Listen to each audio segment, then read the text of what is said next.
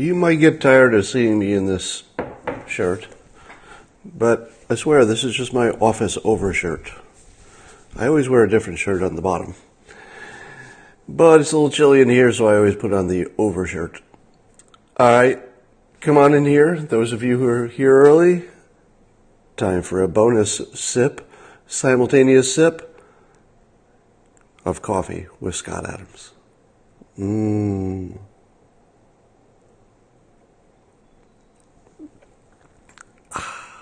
Oh, good coffee. That's good stuff. All right. Now, I hope you're all watching the news. You've seen everything that's going on. Like usual, the news is just full of news today.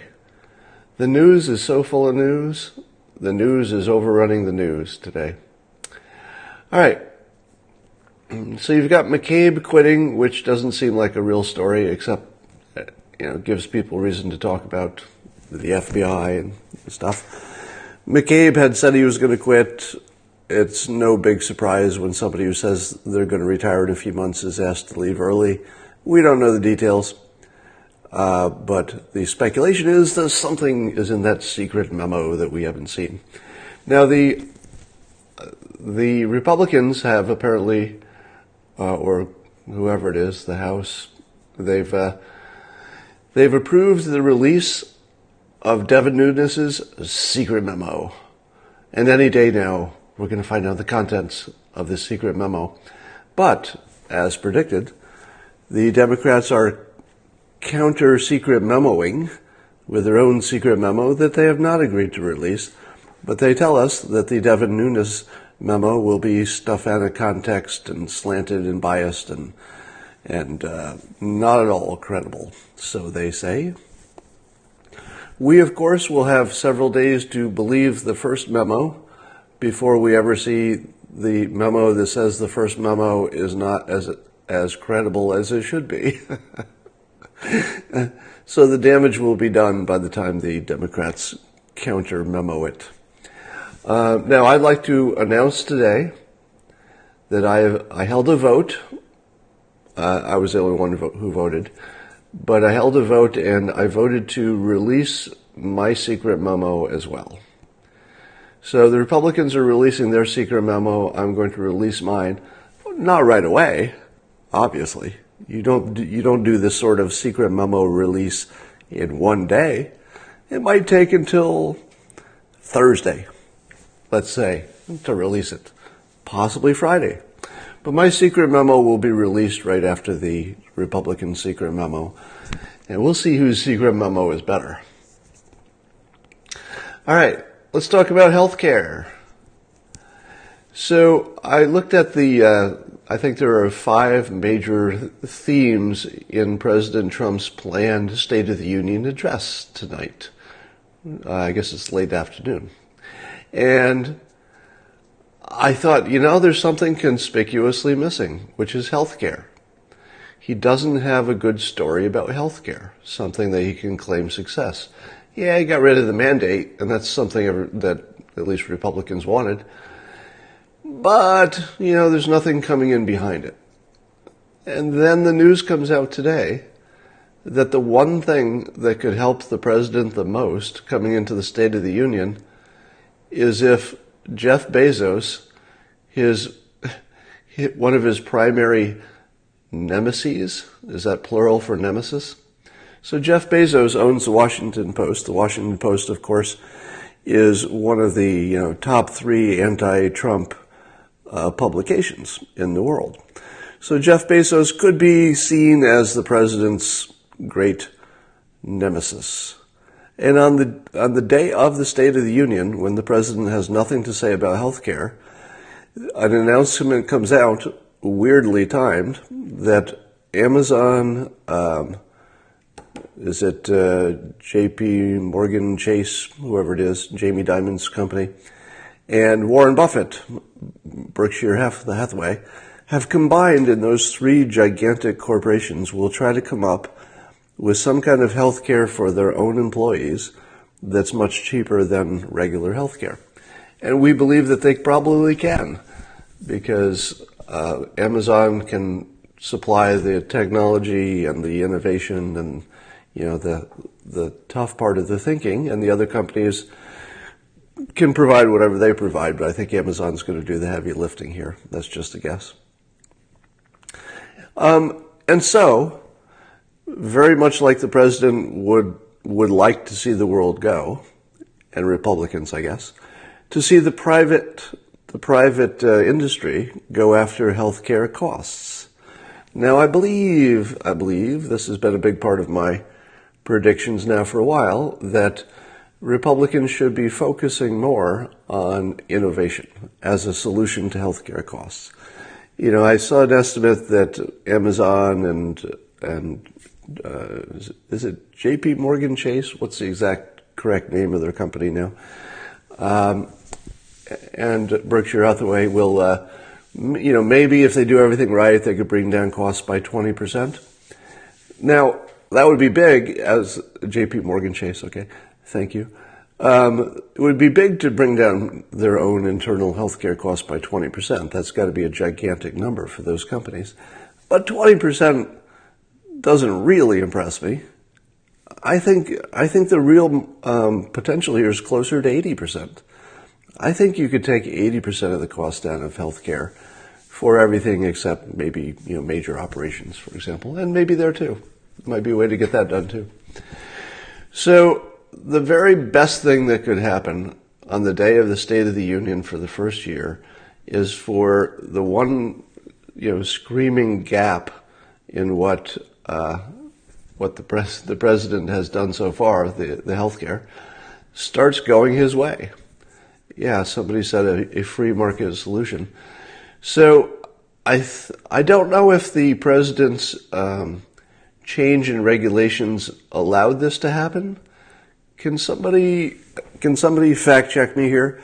Well, the president famously changed the regulation about private organizations banding together to form healthcare solutions. Is that what's happening here? Is that what those three companies are doing? In other words, is what Amazon and the other two companies doing, is this because of a rule change? Is it the Rand Paul plan? Because the reporting was a little unclear on that.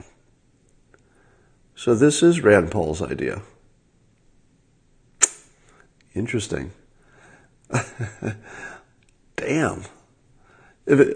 I still, I hear you all say that, but I think I want to see it, no offense, but I want to see that reported in the press, that they can only do this because of the government's rule change. If that's true, oh my frickin' God. This is exactly what the president was shooting for. And Rand Paul, let's give Rand Paul really most of the credit. I think he was the primary pusher of this. Wow. That's a big deal.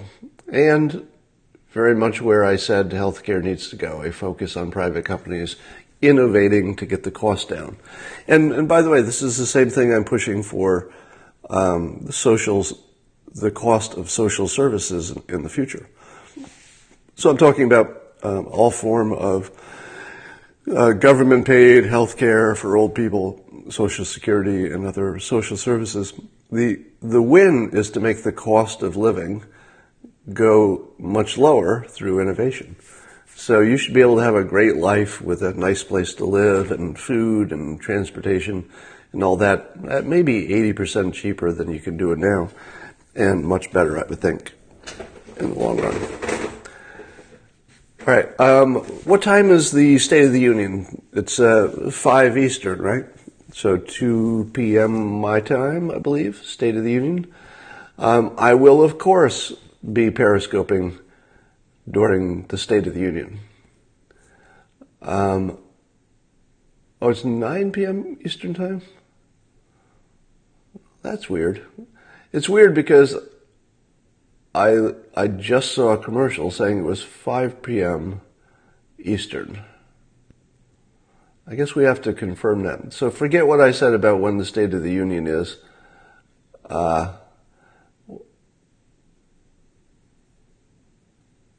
No, I read on a TV commercial yesterday, 5 p.m. Eastern. Now that could be wrong, but I definitely read it, unless this is the Mandela effect. Do you know what the Mandela effect is? It's where somebody remembers a history that's completely different. So that's the pre-coverage. So it might have been a commercial about the pre-coverage as opposed to the coverage. Whatever. All right, 9 Eastern sounds a lot more realistic. So let's agree that we'll all look at when the time is for the State of the Union, and I'll be there whenever that is. Oh, coverage starts at 5? Okay. That would make sense. So coverage starts earlier, speeches at maybe 9 Eastern. So I saw some fascinating stories, of course, full of fake news about me. The fake news about me, in this case, was about the rap contest I did, in which people were submitting videos of themselves rapping to the president's tweets. And so I've read 2 articles about that now, and it's really fascinating. You can't see it as much as an observer, but as the subject of large articles on the internet, it's hilarious to watch how many things they get wrong about me. Now, I have the advantage of knowing myself, so I can fact check any fact about me. And oh my God, the fact checkers are bad. The funniest thing was, I just saw some stupid feminist rag article, sort of a Jezebel ripoff kind of a site, in which they were coming down on me for having a penis, which apparently is bad.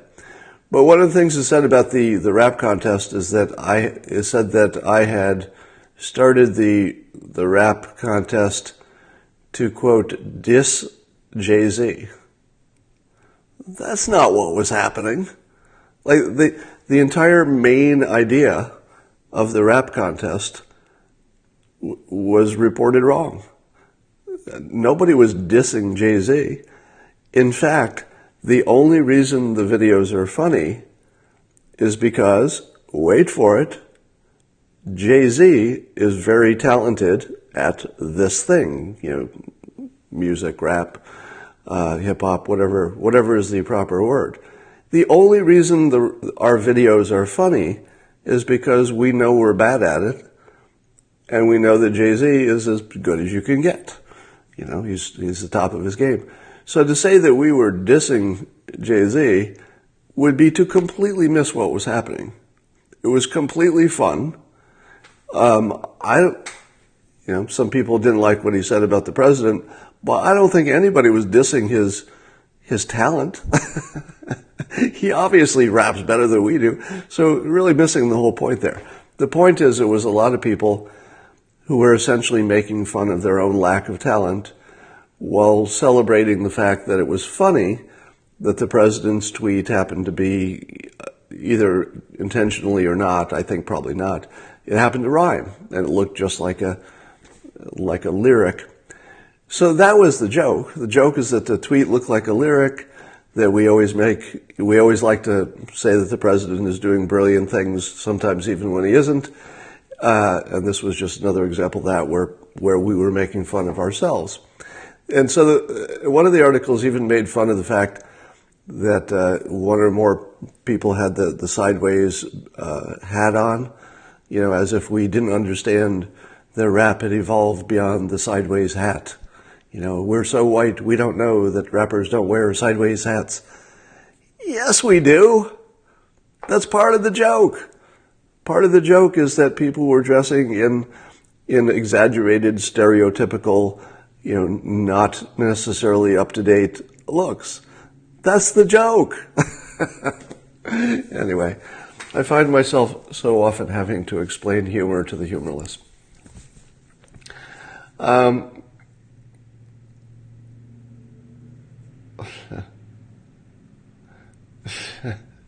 Then there was also the fake news that President Trump said to McCabe on a phone call that he suddenly just out of nowhere changed the topic to call his wife a loser, and said, "Ask your wife how it feels like to be a loser." That didn't happen. That did not happen. Now, if anything like that happened, it could have been something like, gosh, how did it feel to spend that much money and then not win? I mean, you can imagine somebody asking that question like they actually wondered, like, what would it be like to spend all that money and not win? It doesn't necessarily mean he was busting his balls.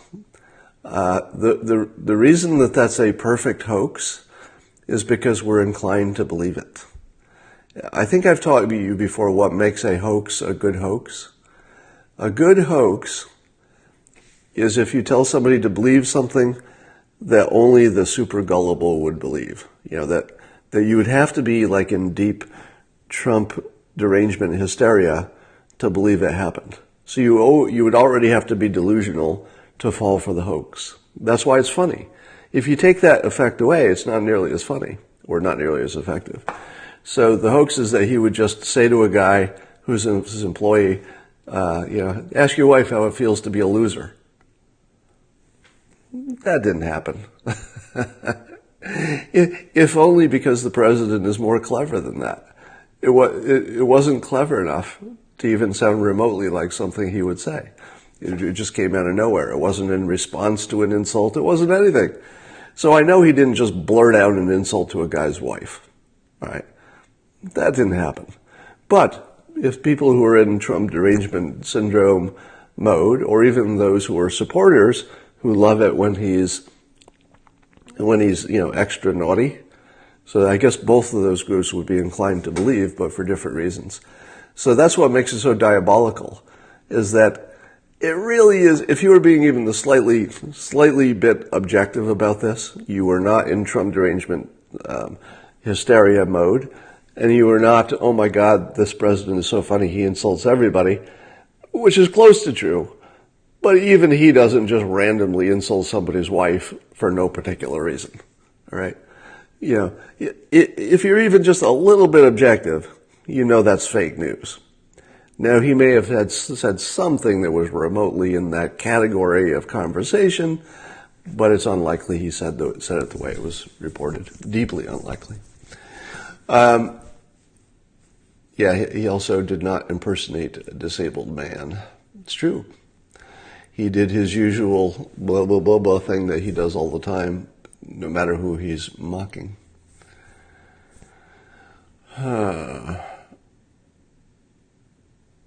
Then who made it up? Well, obviously an enemy of the president made it up. None of this matters if Trump colluded with Russia. There's still somebody here who's holding on to that. What will happen when Mueller... Well, so here's an interesting question. It seems to me that where we're heading is that Mueller will say, people were uncomfortable when the president said whatever he said to Comey or to McCabe. They were uncomfortable. They thought he was crossing a line or whatever. But at some point, Mueller or somebody is going to say, but none of it's against the law. Which is really the question here, is any of this against the law? So colluding, if what you're doing is listening to information or anything else like that, that isn't illegal. It's not even a little bit illegal. So what will happen when Mueller, I'm guessing this will be the outcome, when Mueller says, yeah, we found a few bit players who did some bad things, there's this guy who lied to us, there's this guy who did something long before the campaign. But for the president himself, he just sort of walked an uncomfortable line, but didn't do anything that we're going to call illegal. I think that's what the readout will be. When that happens, what will be the reaction of the people suffering Trump derangement syndrome who started out by hoping he could never get nominated, hoping he could never get elected, and then thinking, well, thank God he'll be removed because of this Russia collusion thing. Then what happens when the person that they trusted, Mueller, completely absolves him from anything that's an actual crime? I don't think the president will be absolved of doing things that made people uncomfortable or maybe were in the gray area. But I'm pretty sure we would have heard about it by now if the president had done something that, quite easily and literally, qualifies as a crime or treason or something. So here's what the left will say when Mueller, this is my prediction, does not come up with a crime to charge the president with. I think what the left will say, yeah, but look at all the things Mueller says he did, and they will kind of twist them in their mind until they become treason in their mind, even though Mueller is not saying that. So I believe that people will see and hear a crime in whatever the readout is, but will be unable to explain why the government is not pursuing any of these things which they heard as being a crime, but you will hear as not being a crime. So I think your version of the world, which is there's no crime, will start to match the facts and the prediction better. The fact and the prediction would be that there's no legal action against the president. The people who believe that Mueller does say there's a crime are going to have to reconcile why there's nothing happening about the so-called crime that they believe they heard. Right? So I think the world is going to split in two with the Mueller decision, and that one movie will say he was completely innocent, and that's what Mueller says, and now we're done with this. The other movie will say he's completely guilty, but they won't be able to explain why nothing's happening in the legal system against the president. They'll have to rationalize that. Well, Mueller clearly said he's guilty, but I guess because they let Hillary off, that they're letting him off too. Or they'll say something like, well, he's obviously guilty. I don't know why. It must be because the president will fire somebody if they come after him. Or it must be because they think he'll just pardon himself if they come after him. So you're going to hear lots of weird rationalizations why when Mueller essentially clears the president and other people hear that he's not clearing him, how are they going to explain that? So that's my prediction.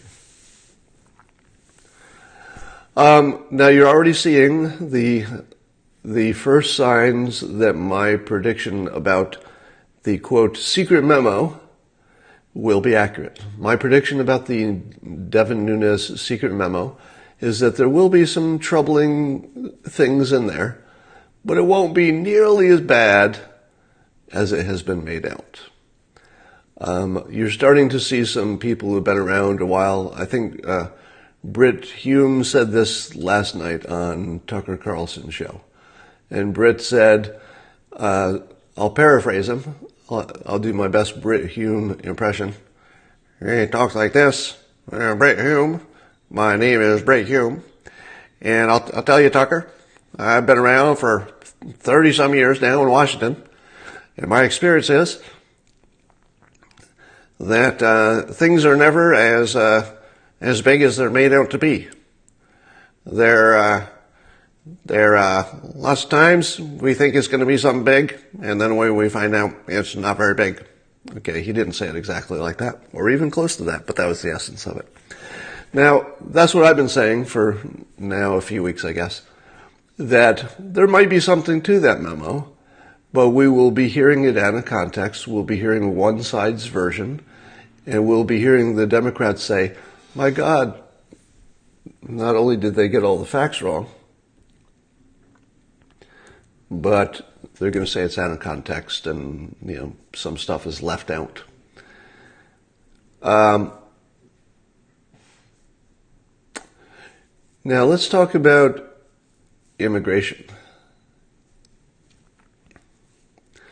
The president will be talking about his immigration plan, and we don't know how he will present it. at his State of the Union. It's interesting because here's what's going to be fun about this State of the Union address. Typically, a State of the Union is a let's all come together, bipartisan, we're all Americans. Let's bury the hatchet. Let's work together. Let's cross the aisle. And you'll see some of that. But when it comes to the immigration situation, and the president will spend maybe 20% of his time talking about it, it's one of the big five, he might get more partisan than you're used to seeing, which will make it really fun and makes it impossible to look away. Have you ever looked forward to a State of the Union address this much? Let me ask you, really. There have been lots of State of the Union addresses. I used to enjoy Reagan, and Bill Clinton also was very good, State of the Union. I really, really liked Bill Clinton and Ronald Reagan's State of the Union, just their work in presenting. It was really good. But I'm looking forward to this Trump State of the Union like nothing I've ever looked forward to. I can't even remember the last time there was a TV show that I looked forward to this much, except maybe election night.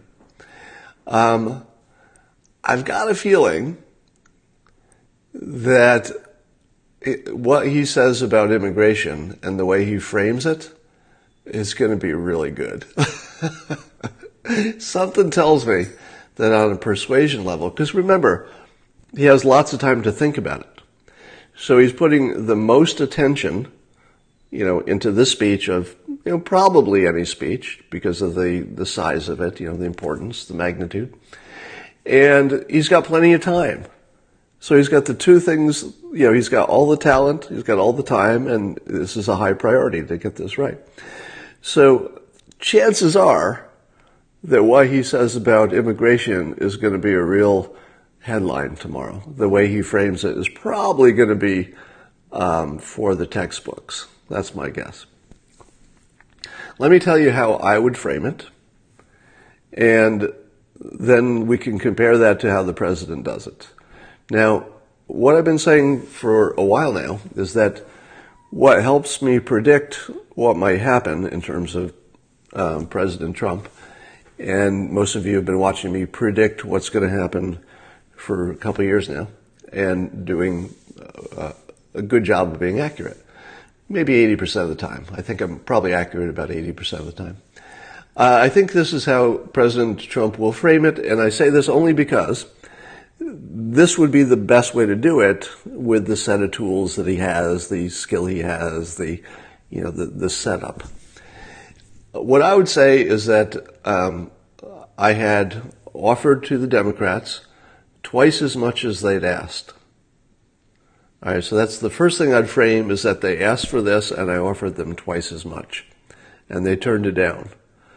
So if you hear that for the first time, and there are lots of people who will watch the State of the Union who have not paid attention to politics. So you're going to hear about this topic for the first time.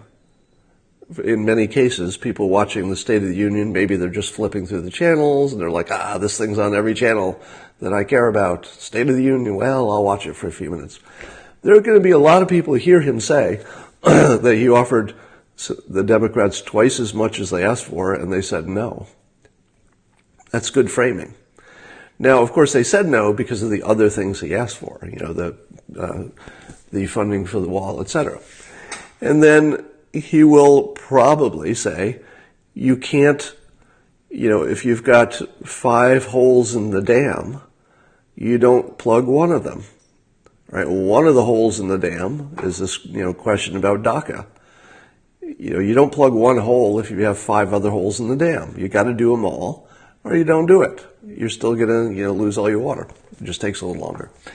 Now, he's going to say, you need a comprehensive look. It's not enough to protect these people. If you protect them and you don't build the wall, you're just encouraging more people to come in and wait it out and become citizens. You got to put them at the end of the line, for the psychology of it. Because immigration is really a psychology experiment. like so many other things, right? If the psychology of would-be illegal immigrants is that it does work out, they're going to come, and if the psychology is, hey, it looks like it doesn't work out that well, well, then fewer of them will come. So he's got to get the wall, he's got to get DACA at the same time, he's got to take care of the, the lottery, etc., and chain migration. He's got to do all those things, or else it's not worth doing what the Democrats want. It's a package.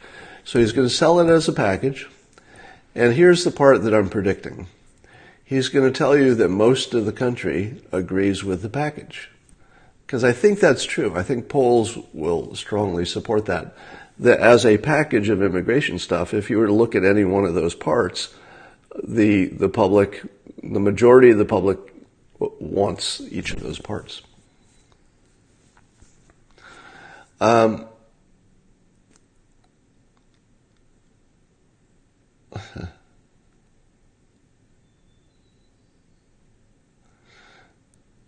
right. Yes, the president will compare his State of the Union to all other State of the Union addresses. Now, I think the Republicans, everybody invites somebody to be their guest, or not everybody, but both sides do, to make their point about whatever their point is. And theirs is going to be bringing in the parents of victims of MS-13. I don't love that approach, but it's probably pretty good persuasion because it's real people, and it's death, it's fear. Even though these are anecdotes, they should not be the thing you make your decision on. Nobody should make a decision on specific anecdotes. Well, there was this crime or this went wrong. If you're not looking at the whole, the big picture, you probably shouldn't make any decision. But it's really good persuasion. So if you're just trying to, irrationally get somebody on your side, show the parents of the victims it is persuasive.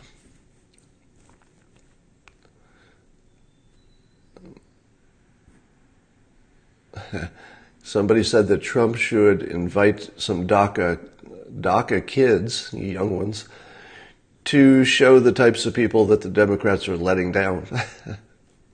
Yeah. So in a sense, the president is, I just saw a message there that totally derailed my thought.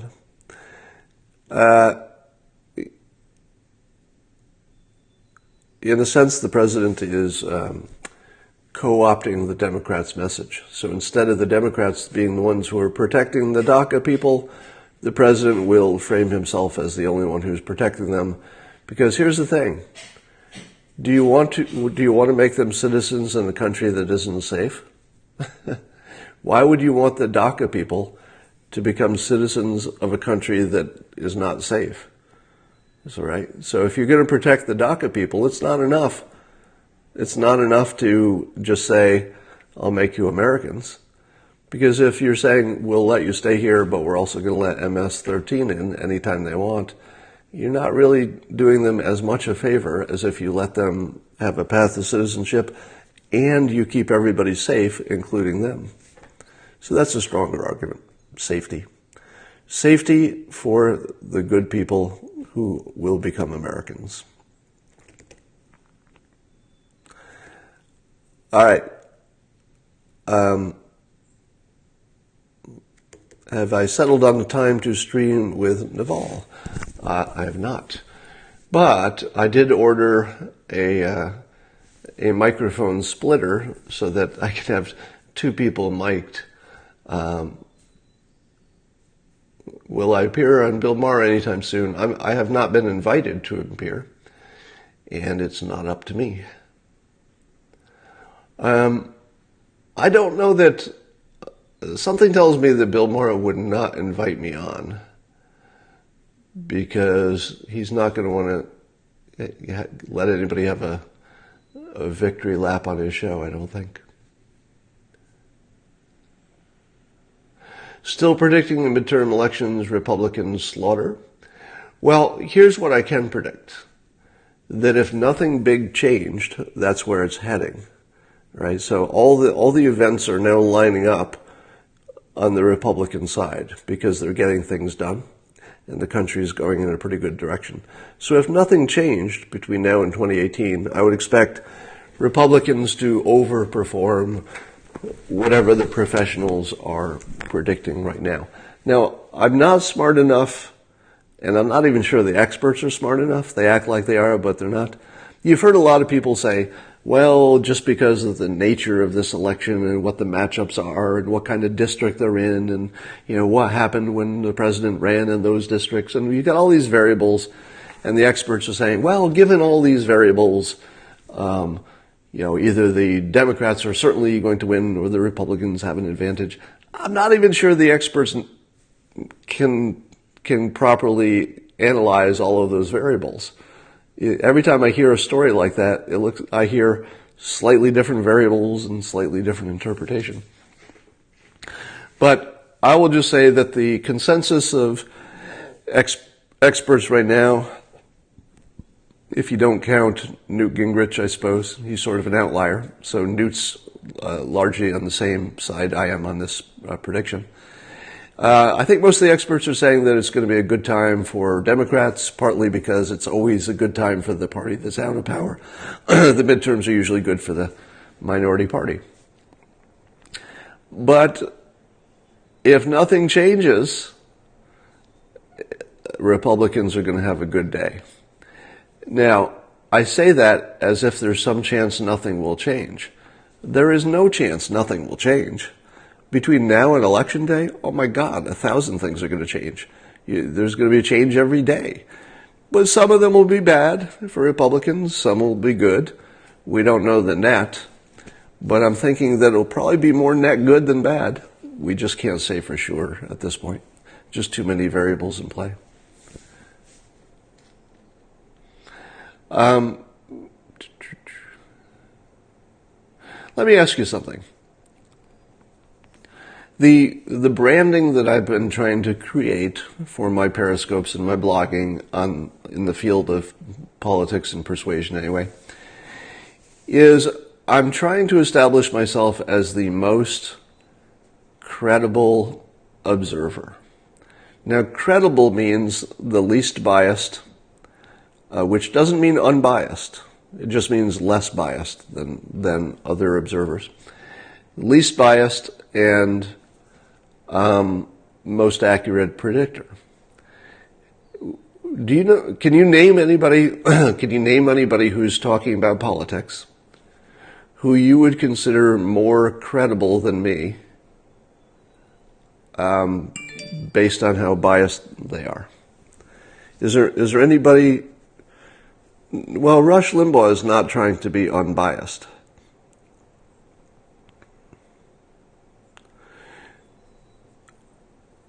I can't think of anybody who's even attempting to be unbiased in this space.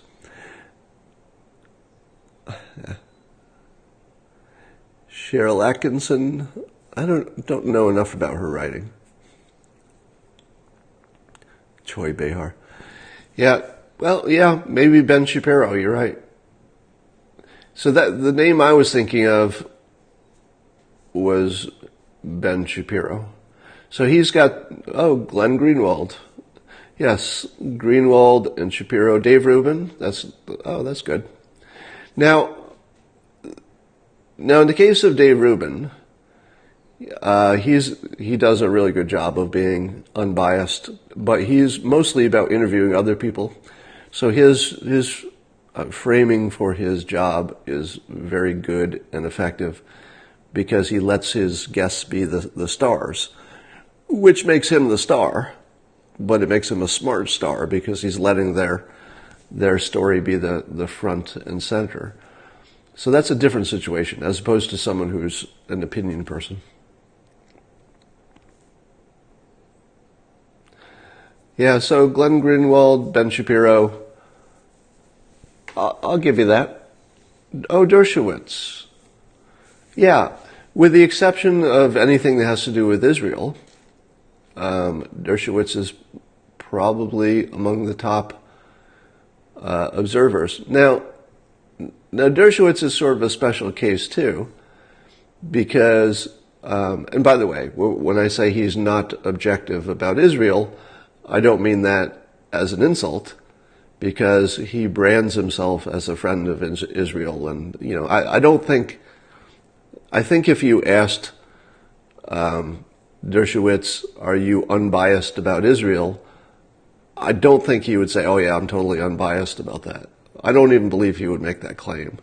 So it's not a cut against him that he's got a bias pro-Israel, because a lot of people do, and he's not hiding it. But on everything else, on matters of law, he seems to be, you're right, quite open-minded and focused on the objective law of it.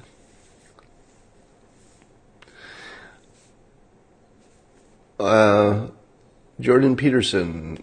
Well, it's hard to count the people who don't actually say much about politics. And I don't think Jordan Peterson really talks about American politics except on the fringes. Peggy Noonan. That's a good example. Yeah, Peggy. Well, but Peggy is clearly conservative. But you're right. The way she writes does make you think you're looking at objective writing. It's true. Tucker, I would say, once you're in the Fox News universe, you have a certain obligation to present things in a certain way. So he may be very unbiased in person, but his show doesn't come off as unbiased. Mark Levin, I don't watch him enough. Good idea, though. All right. So my point was that each of these people mentioned have a certain business model that tells you whether they are or are not credible. Have you noticed that, so the Dershowitz business model is really not politics.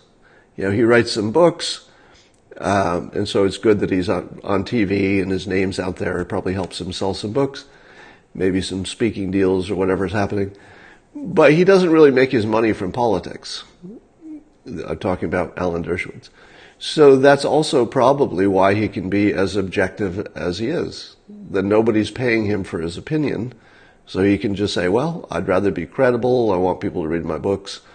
I'll stay within my brand of being a professor, and I'll be objective.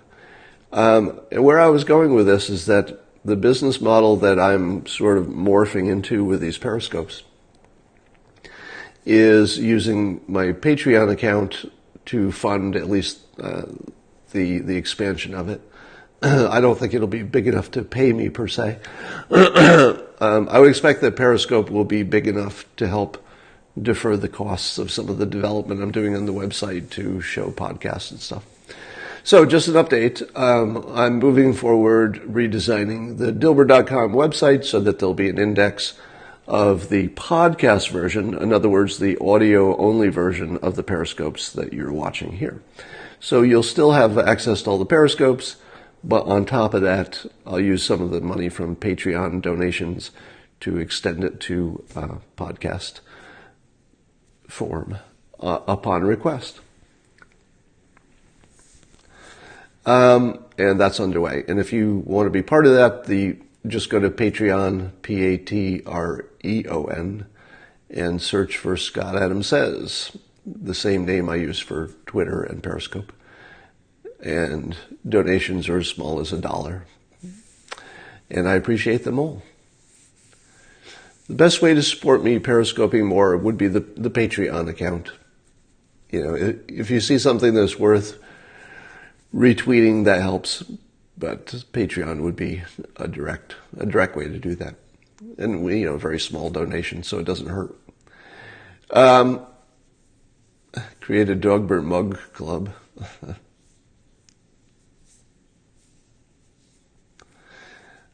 Thank you for buying my books. That helps as well.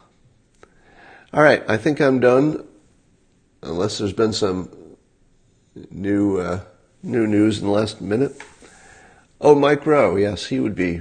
I think Mike Rowe would be an excellent example of someone who's unbiased. And you see there that his business model allows him to do that too.